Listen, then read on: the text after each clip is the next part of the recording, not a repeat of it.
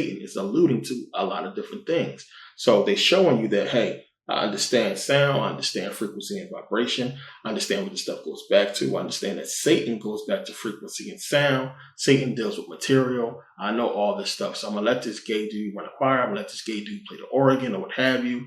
And this is all to show what this stuff is going back to. And to you, to, regular Joe Blow, it's just seemingly, what is it? It's no problem. It's just, dude playing the piano, dude singing in the choir. I don't get it. But this is the stuff they do. This is why I wanted to touch on that in the beginning about Masonic codes and initiations and what they do in movies and everything that they do. To you, you just won't get a lot of this stuff. It's going to seem stupid to you. It's going to seem like, what are you talking about when somebody even brings it up? But they do this stuff for a reason. This is to basically, show fidelity, to show their knowledge on what they do. This is what Masons do all the time. When they take the pictures and you see them with all the poses and everything, this is saying, I'm a Mason, I'm in a secret society, this is what I know, I'm down, I'm in. And this is exactly what these people do. So you got to understand, when you see certain things, there's reasons behind it. So when you understand that, Satan's job was music, you understand now about the music industry and why it's surrounded by Satanism and all these so-called Illuminati, satanic codes or what have you. All this stuff goes back to this, the understanding of this knowledge or what have you. But when you see it and you understand how, Satan goes back to material, you can understand why people say material is evil. People are consumed with the materialistic world and materials. People will kill for it. People do unspeakable things to get money, to get material, to get fame so they can get these things. People are attached so much to the material, physical world, and it's all due to deception. And understand, when we look at what this stuff is tied to, it's tied to the music that's putting out this culture. It all goes back to satanic things, to Satan. So when we talk about frequency and vibration, we talk about the manipulation of sound and how it's basically controlling people. You understand what controls this stuff? Material. Material goes back to material. It goes back to these corporations that's controlling the material. So when I showed you about how all these corporations, you see the celebrities throw up the eye, throw up the hand signals or what have you to show their fidelity. But you see the corporations put up Saturn. They put, they hide satanic things within their logos to show you what they down with, that they are the bringer of these materialistic things representing the materialistic world. Satan, materialism. This is where all this stuff goes back to. Now, all this stuff couldn't exist if it wasn't for the government, who's at the top of all of it, regulating and allowing all these corporations and companies to exist under them. You can't get no corporation or get your stuff incorporated and get yourself out there without the government. You have to pay taxes. You have to do certain things. You got to pay the boss. Who are they paying their money to? They're paying it to the government. The government is at the top. As I said, the government is God. The government is Satan. I mean, think about it. Why the hell would the Bible say that Satan is the God of this world? Think about that. That's stupid. Why would it say that? Didn't God just create this world? And God, God is God. How can Satan be God? I don't get that. So a lot of people don't let this stuff sink in because they are so bamboozled by the lie and all the fairy tale stories of the Bible. They don't stop and think, why the hell would you call Satan a God? Why would you put him on the same status and level as God himself? Wait a minute. Don't we call God God? Why would we call Satan God? They're not the same. God created Satan. What's going on? And people can't fathom this. You read in the Bible, Lord, the Lord God, Lord Almighty. White people call themselves lords. They're calling themselves lords for a long time. How can they do that? What is that? How can we call the Lord when these people are calling themselves Lord, which basically Lord just means a person who has power and authority over other people, a person who is in control, a chief, government, people in power, the powers that be. These people have been calling themselves lords for a long time. And then you sit and you read in the Bible, Lord God, and these people have been calling themselves gods and lords for a long time, and then people can't connect dots. This is what it's talking about. And it's not a coincidence that we see Lord, Lord, Lord, and we get the King James Bible from an English King James. Think about it. And people are just so blind and oblivious because they don't understand that their mind is being controlled by the frequency, by the vibration, which we'll get into more. It all goes back to Satan, controlling the material, physical world that we live in. So we can look at this thing and say, well, so what? Frequency and vibration, they're talking about Satan. Satan is not real. We get it. Yeah, it goes back to frequency and vibration. But this stuff is deeper than you can imagine. Deeper than you can imagine. And the fact that so much emphasis is put on Satan and his deception and what he represents, it doesn't get any more evil and bad than Satan. Not to say that frequency and vibration is bad, because it goes back to energy, it goes back to you. You are Satan. You are frequency and vibration. So understand that. It's why they're using Satan and saying this dude is the worst being of all ever. Even though he's fictional, he still represents that. And you got to understand, when you believe in something, if everybody believe it, then it basically is real. It comes true, plain and simple. And that's something we'll touch on. But even though he's not, and you have people that are skeptical about his existence, it is what it is. Nonetheless, what he represents goes back to these things, and it's basically a danger warning for a reason about Satan, which we're going to get into, because you got to understand. So one, you have vibration, frequency, energy, all out there traveling throughout the cosmos, all throughout our physical material world, everywhere. We are transmitters. We are receivers, and we are receiving and transmitting these frequencies that is all everywhere, that is all over the place. And we transmit this stuff, or we decode it into basically what we call our senses, hear, taste, touch, smell, or what have you. And this is how we decode this information. So now all this stuff is what? Electrical signals interpreted by the brain, just like Morpheus said. And that's all it is. Remember, energy, vibration, all this stuff is electrical signals. This is what we get interpreted by the brain into what we call our senses: taste, smell, touch, sight, or what have you, all that stuff. We'll get into that a little bit more deeper. But that's what it is. So they're using all this stuff against us. Now, when you transmit all this information, you're transmitting it right into your consciousness, and it's being stored within your subconscious, whether you understand that or not. Whether you consciously understand what you just took in or not, your subconscious does, and it's storing this information, and it's in there. So, as I said, this stuff goes back to music, sound. They are controlling us with visualization and stimulation of music, stimulation of these visual things that we desire, things that our hearts desire. That's a huge thing when people say that, if they really understand what it means, which we'll touch on. But it's a big thing. So we have this stimulation. We have this music that we have been listening to all of our lives. Now, how many of you have heard about the controversy between the music frequencies? That's a big thing. A lot of people don't understand. A lot of people don't know what this stuff was about. But I'm going to settle the whole thing right here, because you'll see about it as you go into studying what we're talking about here, after you do your own research, of course. Now, you have the whole argument that 432, which is the normal frequency for music, 432 hertz, 432 hertz, supposedly being transformed into 440 hertz.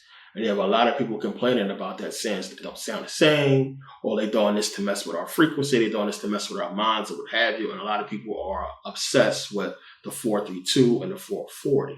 So now the 432 hertz is supposed to resonate with the earth, with love. It's supposed to resonate with our DNA. It's supposed to resonate with so many different frequencies. 432 is supposed to resonate with the pyramids. It's supposed to resonate with Stonehenge and so many different things. The sun, the moon, so many different things we find 432 in.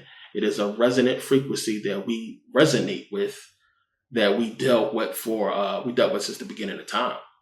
It's an amazing frequency. And 432, when you add it up, it's 9. 4 plus 3, 7 plus 2, 9. So 9, what is that? And that's a huge deal that we're going to get into, that some of you probably know about, but probably not as deep as we're about to go into now. So 9 is the most significant number in the universe. 9 has existed long before we ever call it 9. 9 represents the divine completion. 9 is the end all be all, because once you are completed, so shall you be. So 9 is called a divine completion. 9, we know, is the last number in the counting system. You have 1 to 9, 0, 0, and then that's it. Everything else, of course, is a combination of those numbers. So 9 represents divine completion. 9 is the most significant number. 9 is everywhere. So now, when I first started studying Nikola Tesla, which was a long time ago, Nikola Tesla made a big difference in my life personally. I don't talk about him that much, but if it wasn't for Tesla, it wouldn't be a Merkabah, put it like that, as far as me having that name, which I'll talk about. But Tesla did so much. Tesla was a genius. And he discovered a lot. And once you start really getting into Tesla, and I've read everything, probably everything that he's put out, and almost everything that everybody ever written about him that he supposed to have said or did, yeah, I knew about it. I read about it. Trust me. Tesla, what he was doing, once you start getting into this information, you get to a point. Some of the people that you'll come across, you'll understand their significance and the contribution that they gave to humanity. And it's a select few that did outrageous things to me. And this is just blowing it out the water. When you start studying the man, you'll understand. To me, it's not too many people that come close to what this dude discovered. And what this dude discovered is mind-boggling when you understand it to its totality, which is why they let him rot away in a fucking hotel room, and they basically made sure he could not get any of his inventions really off the ground, that he could not unleash the unbelievable knowledge that he had, that he learned from your ancestors, from the Egyptians. So, of course, at the top of my list would, of course, be, the Egyptians. But right under them is Tesla, because Tesla gave us a lot. But he gave us basically what our ancestors left for us in Kemet that's still waiting for us today to discover, which is why I study Kemet so hard, because it's all there. But Tesla is a key into all of that, which you'll understand as we go along. But when you get into the information that the universe is numbers, when you get into all that and you start understanding what that stuff really means, and it start blowing your mind, you're going to start finding something with Tesla about the Tesla codes. You have the Tesla codes, the 369 codes. You have the 9 codes. You have all this stuff that's going to start getting into vortex math. This is all crazy stuff that we'll get into down the line eventually. But it basically goes back to Tesla, goes back to the ancient Egyptians, and what Tesla has discovered about the Egyptians. So now Tesla is studying, all of this stuff, and he understood about vibration and frequency and sound, and that this stuff goes back to numbers. And obviously, of course, the powers that be did as well, which is why they stifled him. But when he started getting into this stuff, he found out some interesting things about the pyramids in Giza. Now, when you get into all this stuff with the ancient Egyptians, it all goes back to the number 9, and I'll explain in a little bit what it has to do with music in the 432 hertz, because it all matches up. It all goes together. It's really deep. So, with ancient Kemet, of course, they knew about 9. Tesla understood this. And it's a lot of freaky stuff that we already know about the number 9. Again, as I said, it is the end of the counting system. 9 is just end. Everything else is extra numbers. But we also know that any number times 9 equals 9. When you add all the numbers together, except 9, it equals 36, which 3 plus 6 equals 9. You have a circle, which is 360 degrees. 3, 6 equals 9. Half of a circle, which is 180 equals 9. Half of that, which is 90, you have 9. Half of that, which is 45, you have 4 and 5 equals 9. If you keep going down, you're going to keep finding 9. So, you have half of 45, which is 22.5. Half of that, which would be 11.25. 1 plus 1 plus 2 plus 5 gives you 9. You want to keep going, we go half of that, which would be 5.625, which equals 18. 1 and 8 is 9. We can keep going down and down and down, In every instance, you will find half of will always equals 9. It always equals 9. So we've seen the documentaries about the pyramids, and they talk about the speed of light and what have you, and all these other things that they have put into the Great Pyramids. So we look at the speed of light, which is 186,282, which if you add those numbers together, you'll get 27. 2 and 7 equals 9.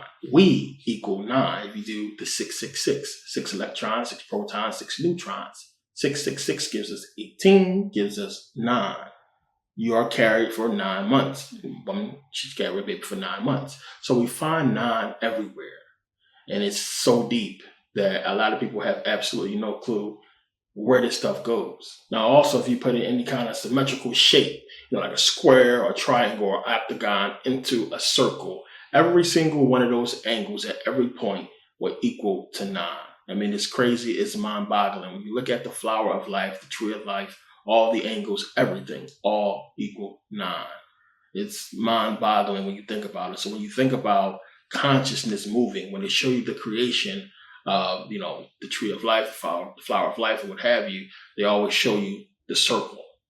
And that's 9 right there. And when consciousness moved and created the next step, and I showed you guys this in the energy video, we have 9. All of those breakdowns is going to give you 9. It's something that's completely amazing. So, Tesla, in studying, pyramids, Tesla figured out that the pyramids, of course, were energy generators, plain and simple. Energy generators that not only generated energy, but they produced sound. They had a concentrated frequency and vibration and produced sound because of the acoustic properties of the pyramids themselves. I just came out of the pyramids when I was in Kemet, and I was up there in the acoustics room. Unfortunately, my phone overheated and I couldn't record anything. I think everybody's phone overheated, and you couldn't bring cameras in that place. But it's amazing. And you can make noise and you can hear it, and it vibrates, crazy. It's an unbelievable experience. But he took all of this information and he said to himself, well, this stuff is an energy fucking generator. So that's what it is. These people had wireless energy. They understood 9. As I said, studying Tesla is how I came up, is why I use Merkabah.